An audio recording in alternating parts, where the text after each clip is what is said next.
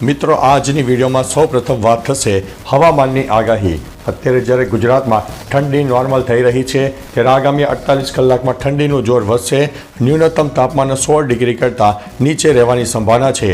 તેની પાછળનું મુખ્ય કારણ છે કે ઉત્તર ભારતના ઉત્તરી પટ્ટામાં વેસ્ટર્ન ડિસ્ટર્બન્સ સક્રિય થતાં આવો ઠંડીનો માહોલ યથાવત રહેવાનો છે। મિત્રો અન્ય મહત્વના સમાચારની વાત કરીએ તો સલમાન ખાનને લઈને મોટા સમાચાર સામે આવ્યા છે। છેલ્લા ઘણા સમયથી અનેકવાર બોલિવૂડ દબંગ સ્ટાર સલમાન ખાનને જાનથી મારી નાખવાની ધમકીઓ આપવામાં આવી રહી છે।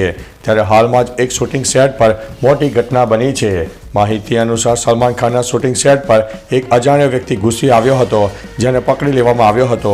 જો કે આ યુવકની પૂછપરછ કરવામાં આવી તો તે કોણ છે તો તેણે લોરેન્સ બિશ્નોઈનું નામ લઈને ધમકાવવાનો પ્રયાસ કર્યો હતો। મિત્રો અન્ય મહત્વના સમાચારની વાત કરીએ તો સચિને પુત્રી સારાને તેના ફાઉન્ડેશનની ડાયરેક્ટર બનાવી છે। સચિન તેંડુલકરની પુત્રી સારા તેંડુલકર સમાચારોમાં રહે છે। તેણે પોતાનો અભ્યાસ લંડનથી પૂર્ણ કર્યો છે। સચિને ઘણા સમય પહેલાં આ અંગે સોશિયલ મીડિયા પર એક પોસ્ટ શેર કરી હતી। હવે સચિને સારાને મહત્વની જવાબદારી સોંપી છે। તેણે સચિન તેંડુલકર ફાઉન્ડેશનના ડાયરેક્ટર બનાવવામાં આવી છે। સચિને પોતે સોશિયલ મીડિયા દ્વારા આ માહિતી આપી છે। સારાએ અભ્યાસ પૂરો કર્યા બાદ આ પોસ્ટ મેળવી છે। મિત્રો અન્ય મહત્વના સમાચારની વાત કરીએ તો અમદાવાદમાં યોજાશે BAPSનો કાર્યકર સુવર્ણ મહોત્સવ। અમદાવાદમાં આગામી 7 ડિસેમ્બર એટલે કે શનિવારે વિશ્વના સૌથી મોટા નરેન્દ્ર મોદી સ્ટેડિયમ ખાતે BAPS સંસ્થાના આંતરરાષ્ટ્રીય કાર્યકર સુવર્ણ મહોત્સવની ઉજવણી કરાશે। આ મહોત્સવની તડામાર તૈયારીઓ ચાલી રહી છે। કાર્યકર સુવર્ણ મહોત્સવમાં વિશ્વના 30 દેશોમાં સેવારત BAPSના કાર્યકરો ભાગ લેશે। આ માટે 1 લાખથી વધુ કાર્યકરોનું રજીસ્ટ્રેશન પણ થઈ ગયું છે। મિત્રો અન્ય મહત્વના સમાચારની વાત કરીએ તો ગીર સોમનાથમાંથી પોલીસની કારમાંથી મળ્યો છે દારૂ। ગીર સોમનાથના ગીર ગઢડામાં ફરી ખાકી વર્દી ઉપર સવાલ ઉઠ્યા છે। પોલીસ કર્મીની કારમાં દારૂનો જથ્થો મળી આવ્યો છે। જણાવી દઈએ કે દારૂનો જથ્થો નાશ કરવાની જગ્યાએથી પોલીસ કર્મીએ તેની જ કારમાં દારૂ મૂકી દીધો હોવાની ચર્ચાએ જોર પકડ્યું છે। પોલીસે જે દારૂ જપ્ત કર્યો અને નાશ કરવાનો હતો તે જગ્યાએથી દારૂની બોટલ કારમાં મૂકી દીધી હોવાની વાત સામે આવી છે। મિત્રો અન્ય મહત્વના સમાચારની વાત કરીએ તો ડિસેમ્બરને લઈને મોટી આગાહી કરવામાં આવી છે। અંબાલાલ પટેલની આગાહી મુજબ 8 ડિસેમ્બરથી પારો 10 ડિગ્રીની નીચે જઈ શકે છે। ડિસેમ્બરમાં જ ઠંડા પવનો ફૂંકાશે, તેથી 22 ડિસેમ્બર બાદ જોરદાર હાડ થીજવતી ઠંડી પડી શકે છે। હવામાન વિભાગના જણાવ્યા અનુસાર મધ્ય ગુજરાત, વલસાડ, જૂનાગઢ, અમરેલી, રાજકોટ સહિતના ભાગોમાં પારો 15 ડિગ્રી સુધી જઈ શકે છે। 23 ડિસેમ્બરથી જાન્યુઆરીની શરૂઆતમાં બરાબરની ઠંડી પડી શકે છે। 16થી 22 ડિસેમ્બરે રાજ્યમાં વાદળછાયું વાતાવરણ રહેશે। મિત્રો અન્ય મહત્વના સમાચારની વાત કરીએ તો કોમેડિયન સુનિલ પાલના અપહરણમાં ચોંકાવનારી માહિતી સામે આવી છે। કોમેડિયન સુનિલ પાલની પત્નીએ પોલીસ સ્ટેશન જઈને તેના પતિ ગુમ થયાની ફરિયાદ નોંધાવી છે, જેમાં સુનિલે એક શો માટે હરિદ્વાર ગયો હતો, પરંતુ ત્યાંથી તેની કોઈ માહિતી મળી રહી ન હતી। જોકે સુનિલ પાલ સુરક્ષિત રીતે મુંબઈ પરત ફર્યા છે, જે બાદ સુનિલે કહ્યું છે કે તેનું અપહરણ કરાયું છે અને અપહરણકર્તાઓએ તેની પાસેથી 20 લાખની માગણી પણ કરી હતી। તેને ત્યાંથી બચવા 7.5 લાખ રૂપિયા આપ્યા હતા। મિત્રો અન્ય મહત્વના સમાચારની વાત કરીએ તો મેડિકલ કોલેજમાં સરકારી નોકરીના બહાને કરાઈ રહી છે લાખોની છેતરપિંડી। દાદરાનગર હવેલીમાં આવેલી નમો મેડિકલ કોલેજમાં MTS, technician, lab in charge, assistant officer, spot officer જેવી નોકરીની લાલચ આપીને વ્યક્તિ દીઠ 3 લાખ રૂપિયા ઉઘરાવીને છેતરપિંડી કરી હોવાની ઘટના પ્રકાશમાં આવી છે। આ મામલે દાદરાનગર હવેલીના સાયલી પોલીસ મથકે ભોગ બનનારાઓની રજૂઆત બાદ 2 વ્યક્તિની અટકાયત કરીને તપાસ કરવામાં આવી છે। મિત્રો અન્ય મહત્વના સમાચારની વાત કરીએ તો આદિજાતિ છાત્રોની શિષ્યવૃત્તિ ચાલુ નહીં કરાય તો આંદોલન થશે।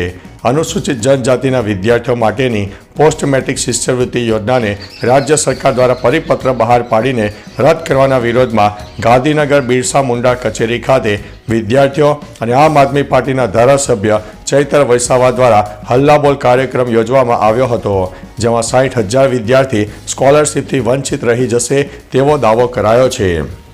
મિત્રો અન્ય મહત્વના સમાચારની વાત કરીએ તો સમુદ્રમાં ભારતીય કોસ્ટગાર્ડનું દિલ ધડક રેસ્ક્યુ કરવામાં આવ્યું છે।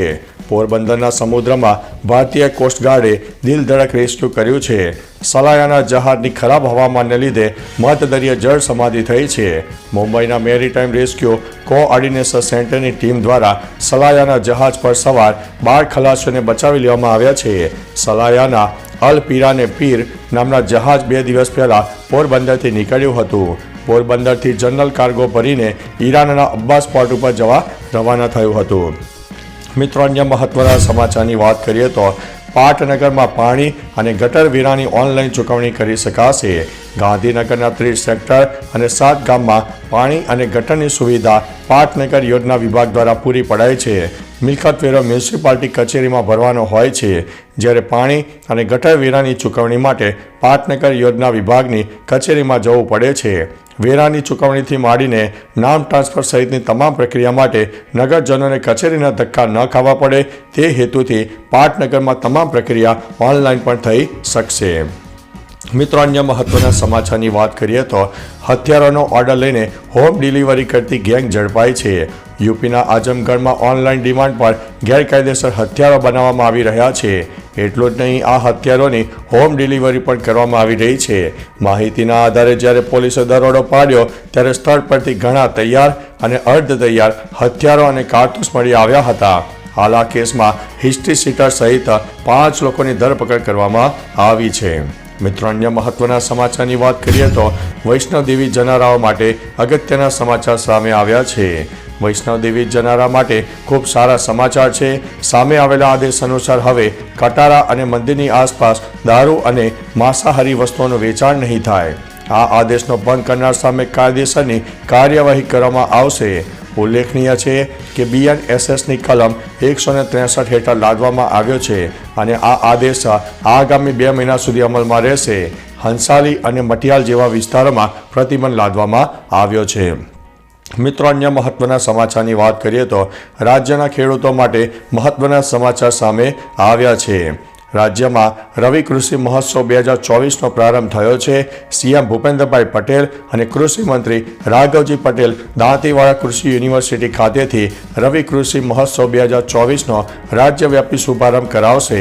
આ રવિ કૃષિ મહોત્સવમાં ગુજરાતના 2.5 લાખથી વધુ ખેડૂતો ભાગ લેશે. કૃષિ મંત્રીએ જણાવ્યું છે કે કૃષિ વૈજ્ઞાનિકો અને તજજ્ઞો ખેડૂતો સાથે સીધો વાર્તાલાપ કરી શકશે. તો ચાલો મિત્રો, ફરીથી દેશ અને દુનિયાના સુપરફાસ્ટ સમાચાર લઈને મળતા રહીશો. ત્યાં સુધી અમને રજા આપશો. નમસ્તે.